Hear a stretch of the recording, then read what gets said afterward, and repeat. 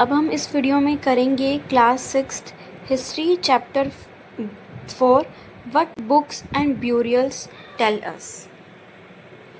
One of the oldest literacy source in the world. You may have heard about the Vedas. देखिए आपको यहाँ पे कहा है कि आपने वेदास के बारे में तो पढ़ा ही होगा, सुना ही होगा। तो हमारे देयर आर 4 ऑफ देम। तो कितने वेद है? 4 वेद हैं। पहला ऋग्वेद, सामवेद, यजुर्वेद और Atharvaveda. The oldest Veda is the Rigveda. और जो सबसे पुराना वेद है वो कौन सा है? ऋग्वेद है। Composed about 3500 years ago. जिसे कब बनाया गया था? 3500 साल पहले, यानी 3500 ईयर्स अगो पहले ऋग्वेद को कंपोज किया गया था, यानी बनाया गया। The Rigveda includes more than 1000 hymns called sukta और वेल्सेड। यहाँ कहा गया है, आप देखो यहाँ पे हाइम्स को मंत्र भी कह सकते हो। कहा गया है कि ऋग्वेद के अंदर बहुत सारे हाइम्स है, यानी मंत्र है, जिन्हें हम सुक्ता कहते हैं। और वेल्सेड का मतलब है कुछ अच्छी बातें हैं। These hymns are in praise of various gods and goddess। आपको बोला गया है ये जो मंत्र है वो देवी देवताओं की प्रेज यानी प्रशंसा में बोले गए हैं। 3 gods are especially important। बोला गया है कि ऋग्वेद के समय 3 भगवानों को ज़्यादा इम्पोर्टेंट माना गया है। कौन कौन से हैं वो? पहला है हमारा अग्नि, यानी the God of fire. Indra यानी अ वॉरियर गॉड। तो फिर आप देखो वॉरियर यानी जो हमेशा जंगें लड़ते रहते हैं, वो वाले भगवान।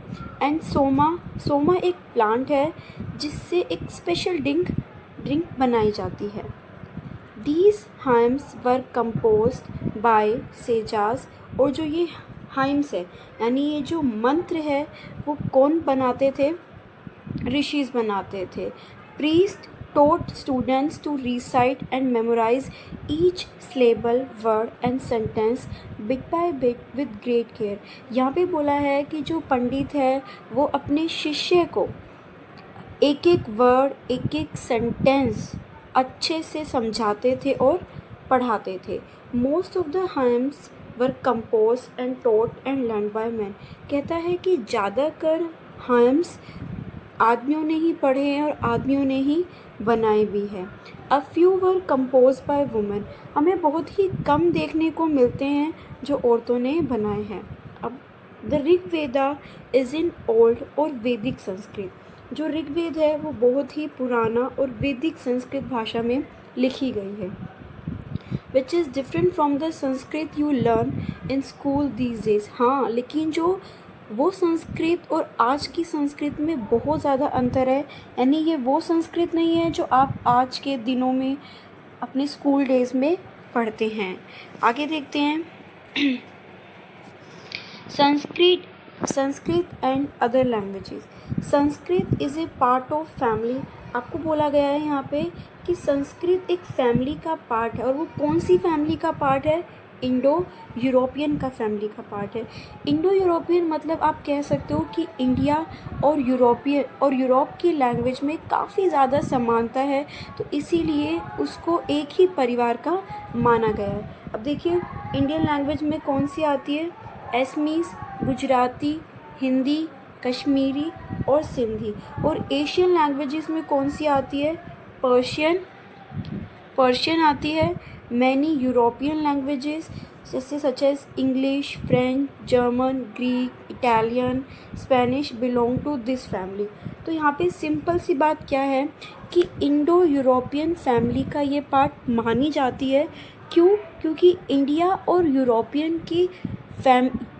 यूरोपियन की लैंग्वेज में काफ़ी ज़्यादा समानता है। They are called family because they originally had words in common। इन्हें फैमिली इसीलिए कहा गया है क्योंकि शुरुआत से ही इनमें जो वर्ड है ओरिजिनली मतलब शुरुआत से ही इसमें जो वर्ड्स है वो बहुत ज़्यादा कॉमन है। जैसे आपको एग्जांपल दिया हुआ है, जैसे कि मात्र हम संस्कृत में बोलते हैं, माँ हम हिंदी में बोलते हैं और मदर हम इंग्लिश में बोलते हैं। देखिए काफ़ी ज़्यादा इसके अंदर सिमिलैरिटीज़ हैं ना। Do you notice any similarity? बिल्कुल हमें सिमिलरिटी दिखाई दे रही है। अब है कुछ और, देखिए एक ही फैमिली नहीं है, बहुत सारी फैमिलीज़ है। Other languages use in the subcontinent belong to different family. से देखिए क्या है, अब आपको बोला गया है those use in north east, यानी नॉर्थ ईस्ट के इलाके में जो लैंग्वेज बोली जाती है वो तिब्बतन फैमिली से क्या करती है, वो तिब्बतो बर्मन फैमिली से बिलोंग करती है। अब बोल रहा है जो तमिल, तेलुगु, कन्नड़, मलयालम जो भी बोली जाती है, ये जो लैंग्वेज है वो किस फैमिली को बिलोंग करती है, द्रविडियन फैमिली को बिलोंग करती है। और जो लैंग्वेज झारखंड के इलाके में या फिर सेंट्रल इंडिया के पार्ट्स में बोली जाती है वो ऑस्ट्रो एशियाटिक फैमिली होती है। तो यहाँ पे देखिए अलग अलग लैंग्वेज की अलग अलग फैमिलीज़ है। यहाँ पे बोला गया है कि जो नॉर्थ ईस्ट में बोली जाती है वो तिब्बतो बर्मन फैमिली से बिलोंग करती है, और जो तमिल, तेलुगु, कन्नड़ और जो मलयालम है वो द्रविडियन फैमिली से बिलोंग करती है। और जो भी लैंग्वेज झारखंड में या फिर सेंट्रल इंडिया के कुछ पार्ट्स में बोली जाती है वो ऑस्ट्रो एशियाटिक फैमिली से बिलोंग करती है। आपको ये इम्पोर्टेंट है, आप प्लीज़ इन्हें याद कीजिएगा। The books we use are written and printed. देखिए आज जो हम बुक्स यूज़ करते हैं वो लिखी हुई है या फिर प्रिंटेड होती है, पर ऋग्वेद ऐसी नहीं थी। ऋग्वेद को बोल बोल के, सुन सुन के याद किया गया है। रिसाइट का the Rigveda was recited and heard rather than read. बोला गया है कि ऋग्वेद को बोल बोल के, सुन सुन के उसे याद किया गया है। इट वॉज रिटन, आपको पता होगा ऋग्वेद कब कंपोज हुआ था? ऋग्वेद कंपोज हुआ था 3500 ईयर्स अगो पहले। हाँ, लेकिन इसको प्रिंट कब किया गया? 200 ईयर्स अगो पहले, यानी बनाया गया 3500 ईयर्स अगो पहले, और इसको प्रिंट कब किया? 200 ईयर्स अगो पहले। How historians study the Rigveda. अब यहाँ पे बोला है कि हिस्टोरियंस ऋग्वेद कैसे पढ़ते हैं। Historians like archaeologist find out about the past. देखिए आर्कियोलॉजिस्ट वो होते हैं जो हम इतिहास के बारे में पता लगाते हैं। But in addition to material remains, but जो चीज़ें बच जाती है, द एग्जाइन रिटर्न सोर्सेज एवल। देखिए आर्कियोलॉजिस्ट हर चीज़ को अच्छे से देखते हैं, चाहे वो उन्हें, चाहे देखिए बोन्स है, चाहे कोई रिटर्न सोर्स भी मिल रहा है, उन सबको। Let us see how. अब हम देखेंगे कि यहाँ पे आर्कियोलॉजिस्ट ऋग्वेद कैसे पढ़ते हैं। Some of the hymns in the Rigveda are in the form of dialogues. कहता है कि कुछ हाइम्स जो ऋग्वेद में हैं वो हमें डायलॉग के फॉर्म में, यानी संवाद के फॉर्म में दिखते हैं। This is a part of one such hymn, a dialogue between a sage named Vishvamitra and two river. देखिए एक संवाद है किस किस के बीच में? एक विश्वामित्र एंड दो रिवर्स यानी बीज एंड सतलुज, जिन्हें आज हम लोग पहले भी एक गॉडेस, एक देवी के रूप में जिनकी हम पूजा करते हैं। तो भाई क्या कहा है यहाँ पे कि ऋग्वेद में एक हाइम्स है और एक वो डायलॉग, एक वो संवाद की फॉर्म में है। और वो संवाद किन किन के बीच में है? दो नदी के बीच में है और विश्वामित्र के बीच में है। ठीक है, नेक्स्ट देखते हैं। A page from a manuscript of Rigveda. देखिए ये एक मैन्यूस्क्रिप्ट है। दीज मैन्यूस्क्रिप्ट, देखिए मैन्यूस्क्रिप्ट क्या होती है? मैन्यूस्क्रिप्ट्स वो चीज़ होती है जिन्हें हाथों से लिखा जाता है। The manuscript of Rigveda on birch bark was found in Kashmir. कहता है कि जो बिर्च नाम का जो ट्री है उसके बार्क यानी उसके तने पे इसको लिखा जाता है, जो कश्मीर के इलाके में पाया जाता है। About 150 years ago, it was used to prepare one of the earliest printed text of Rigveda as well as English translation। तो हमें ऋग्वेदा इंग्लिश ट्रांसलेशन में भी दिखाई देता है। It is now preserved in library, और अभी इसे कहाँ संभाल के रखा हुआ है? पूना एंड महाराष्ट्र की लाइब्रेरी में। तो बिर्च बार्क यानी आप कह सकते हो कि बिर्च नाम के ट्री, उसके बार्क यानी उसके तने पे इसको लिखा जाता है।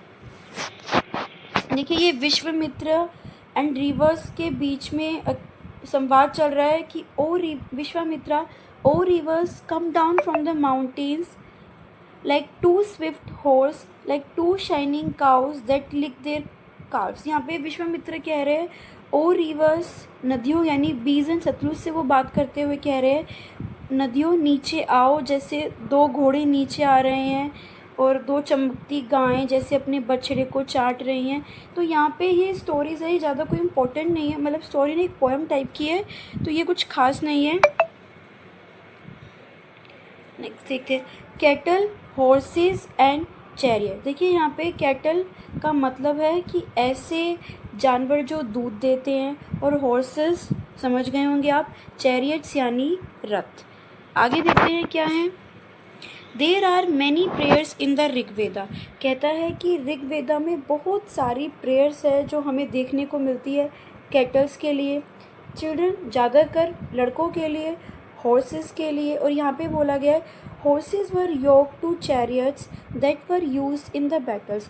कहता है कि हॉर्सेस को रथ से मतलब रथ को हॉर्सेस को बांधा जाता था, ठीक है, रथ के आगे, जो बैटल्स में जिन्हें इस्तेमाल किया जाता था। अब देखिए यहाँ पे हम ये पढ़ेंगे कि बैटल्स यानी जंग किन किन चीज़ों के लिए होती थी। पहली, जैसे कि अगर हम बात करें, पहली जंग होती थी कैटल। देखिए उस समय आज जो टाइम में जो पैसा होता है यानी जो पेपर फॉर्म में होता है, उस समय पहले ऐसा नहीं था। उस समय आप कह सकते हो गौधन। तो उस समय लोग क्या करते थे, एक दूसरे की कैटल्स को कब्जा करते थे। Battles were also fort for land. तो भाई जो जंग है वो लैंड के लिए भी की जाती थी, और लैंड के लिए क्यों की जाती थी, which was important for pasture, यानी चरवाने के लिए, and for growing hardly crops that ripen quickly such as barley. तो देखिए पहला हमने पढ़ा कि एक दूसरे की कैटल्स को कब्जा करने के लिए भी की जाती थी, लैंड पे भी कब्जा करने के लिए की जाती थी, जहाँ पे हम लोग अपने जानवर को चरा सके, और बार्ली जैसी क्रॉप्स को, बार्ली जैसी फसल को हम वहाँ पे उगा सके। Some battles were fought for water.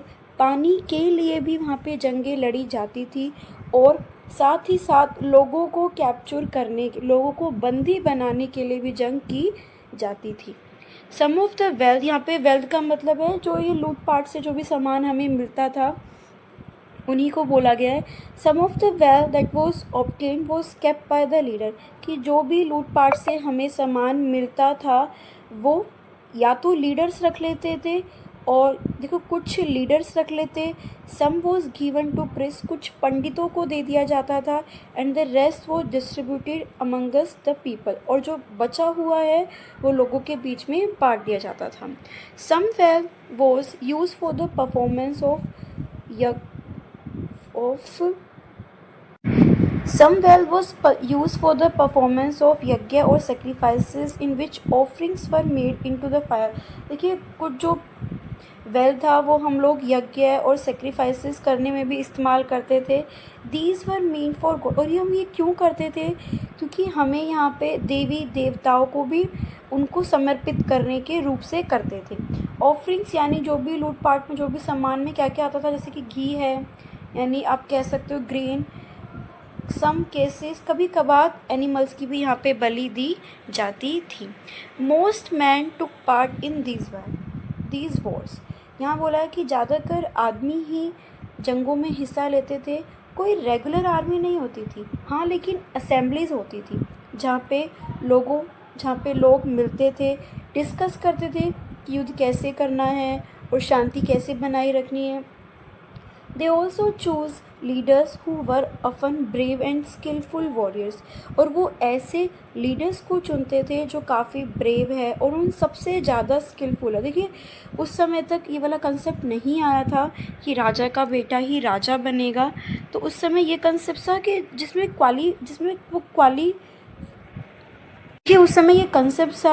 वो क्वालिटी होगी बनने की, उसी को बनाया जाता था। Thank you.